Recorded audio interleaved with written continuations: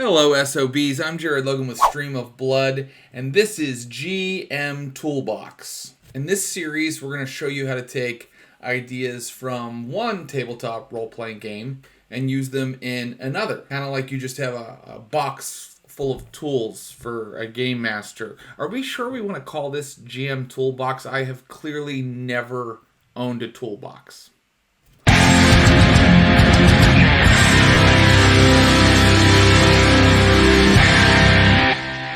Today, we're going to talk about combat. Many tabletop role-playing games base their combat rules on Dungeons & Dragons, which in turn was based on an old tactical war game called Chainmail, which is why it's not surprising that anytime you're playing any tabletop role-playing game, you'll have one player who's like, I use a minor action to unsheath my war scythe, and I want to use a move action to sneak up along the enemy's right flank, out of line of sight of any archers. I want to use a maneuver to slice crosswise across his throat with the war scythe. And you're like, dude, we're playing Tales of Equestria. Tactical war games and role-playing games are two different things. And the difference, I think, is that a tactical war game is a battle you play out versus other people, whereas a tabletop role-playing game is a story you play with other people. Neither of these things is bad. The problem is when you mix the two together, it doesn't quite work out. It might seem like role-playing games and war games are peanut butter and jelly, but they're really more like peanut butter and regular butter. Both are delicious, but you wouldn't make a peanut butter and butter sandwich. You're going to have bowel problems and your cholesterol. It's not going to be good. When these two things get mixed together, you end up with combats that take over the entire story. Your players were excited to explore a new world, solve a mystery, live out their fantasies, but suddenly everything stops so that you can all sit down and play out a 2-hour tactical war game. Do you remember that scene from the Avengers, the 2012 film, where Hulk punches Loki, and then Captain America punches Loki, and then Iron Man punches Loki, and then Thor punches Loki, and then Black Widow punches Loki, and then Hawkeye shoots at Loki, and then Loki punches Hulk, and then a Chitauri alien punches Hawkeye, and then a Chitauri alien punches Hulk, and then a Chitauri alien punches Captain America, and then a Chitauri alien punches Thor, and then a Chitauri alien punches Black Widow, and then a Chitauri alien punches Iron Man? Neither do I, because that scene would have sucked. Hulk, it's your turn. Here are 4 rules from various systems that will make your game feel less like a tactical board game and more like your favorite book or movie. Number 1, morale rules. Morale rules come from Moldvay Basic D&D. The rules decide whether an enemy creature surrenders and runs or keeps fighting. They use 2 6-sided dice. An enemy with a morale score of 2 won't fight the heroes at all. It's a coward. It immediately surrenders or runs. An enemy with a morale score of 12 will never stop fighting. It will fight until the death. Goblins might have a score of 6. A dragon might have a score of 10. To see if an enemy surrenders or keeps fighting, you make a morale check. You roll 2d6, and if the result is equal to or less than an enemy's morale score, it keeps fighting. If the result is over, the enemy stops fighting. It surrenders or it runs. Here are 3 instances when you might make a morale check. When the first enemy in a combat gets incapacitated. When half of the enemies in a combat have been incapacitated. And I like to add a third one. Whenever one of the heroes, one of the PCs, does something really badass, like gets a critical hit. Now you might say, but I'm the GM. I can make the enemies surrender whenever I want. And you're right. You are powerful. You are the god of this world. You are Daddy's favorite, and Daddy believes in you. But it can be very hard to strike the balance of when enemies should surrender and when they should keep fighting. If you make them surrender too much, your combats start to seem easy. If you make them never surrender, your combats become these endless slogs where PCs and enemies just trade blows back and forth for 3 hours. If you use morale rules, the game decides it for you, and players always feel like they got a fair victory. You can apply this rule as is to any game, just using the 2 6-sided dice and making sure you give a morale score to all your enemies. Or you could apply it to a game and adapt it to that game. For example, in Call of Cthulhu, maybe ghouls run away when they fail a POW check. In Vampire, maybe you roll a 10-sided die and you see if it gets under the enemy's willpower. It's important to note that enemies don't have to just lay down and surrender and wait to be executed when they fail a morale check. They can do all kinds of things. They might run away and suddenly the combat turns into a chase. Offer to bribe the PCs with loot or information. They might set off some sort of last-ditch evil plan, like activating the self-destruct mechanism or killing all of the hostages. Or they may even ask to join the players, like, wow, you guys are way better at hitting things with swords than we are. Will you teach us? Rule number 2, Mook rules. Tons of books and movies feature scenes where the heroes mow down literal legions of 2-bit thugs with one punch or one bullet. When you want your players to mow down a horde of enemies John Wick style in a massive battle scene, you want to use Mook rules. The specific Mook rule that I like comes from a book by Pelgrane Press called 13th Age, and they define mooks as any monster that travels in a group, is not meant to be a threat on its own, and is sort of considered cannon fodder. Mooks move and attack just like regular monsters with a couple key differences. The first thing is that they share one large hit point pool, and whenever you do enough damage to kill one mook, any extra damage, anything beyond what was needed to kill that mook, carries over to the rest of them. So instead of fighting 20 separate monsters, your heroes are really just kind of fighting the entire mob. You can use this for literally any game that has a hit point system. For example, in Cyberpunk Red, the booster gangers, the most low-level thugs in the game, each have 20 HP. I might cut that down to 10 HP. Maybe they haven't been eating regularly, and then just make one big 200-point pool of them so that my cyberpunks can have a massive battle where they're mowing down tens of booster gangers at a time. If they kill one, hit them for 12 points, those 2 points left over go to the next booster ganger. And if they crit and do 30 damage in one round, they just killed 3 guys. Roll for morale.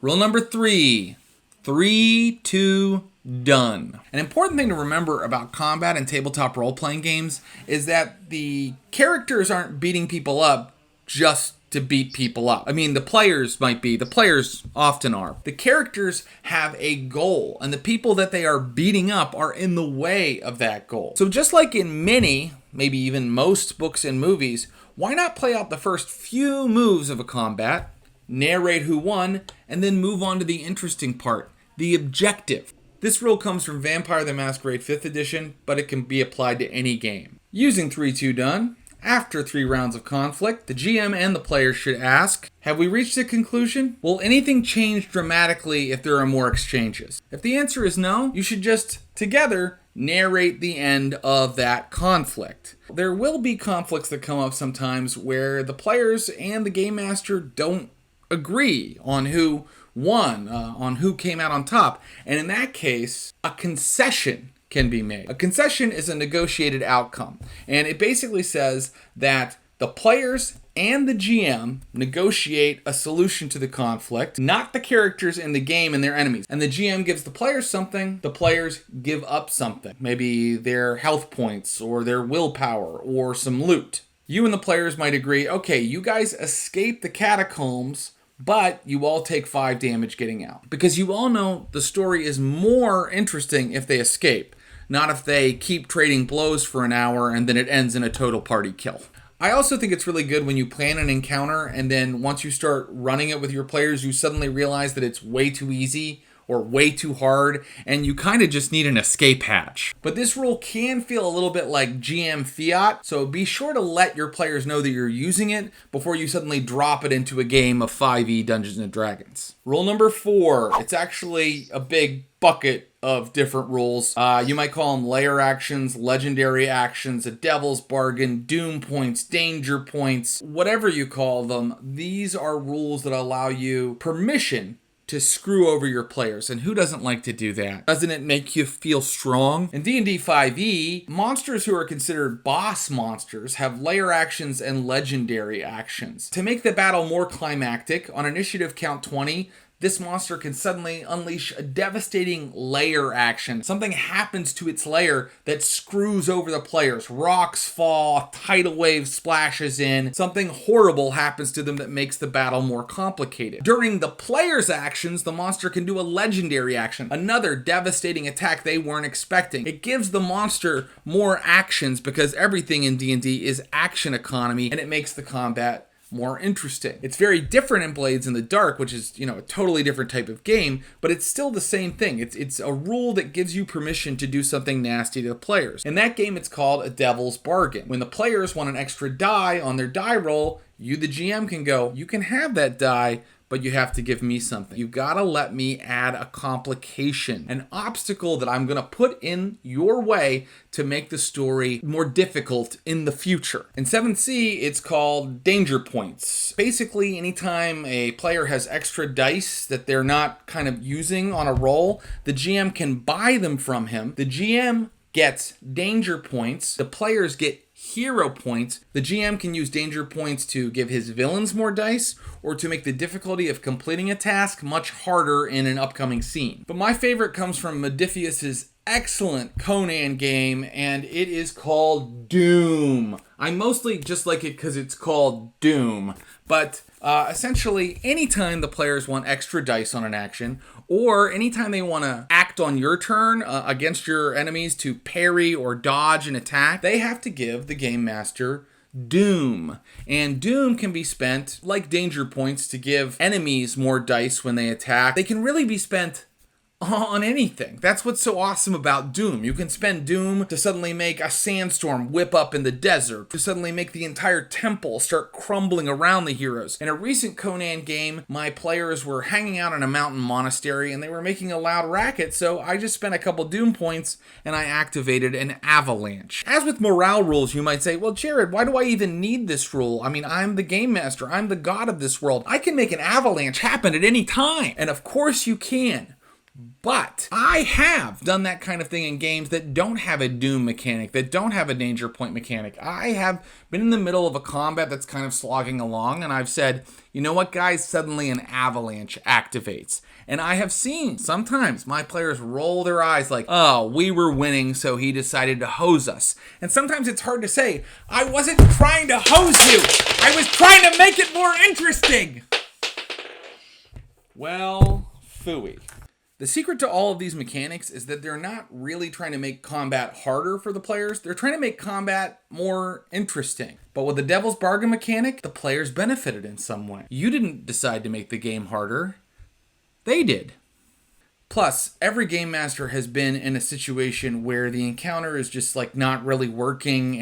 Maybe the scene isn't really working, and you're sitting there flailing and wondering, what can I do to make this more interesting? And you look down and you see that Doom token, and you realize, oh, I have the ability to change all of this whenever I want. Sometimes you do need a reminder.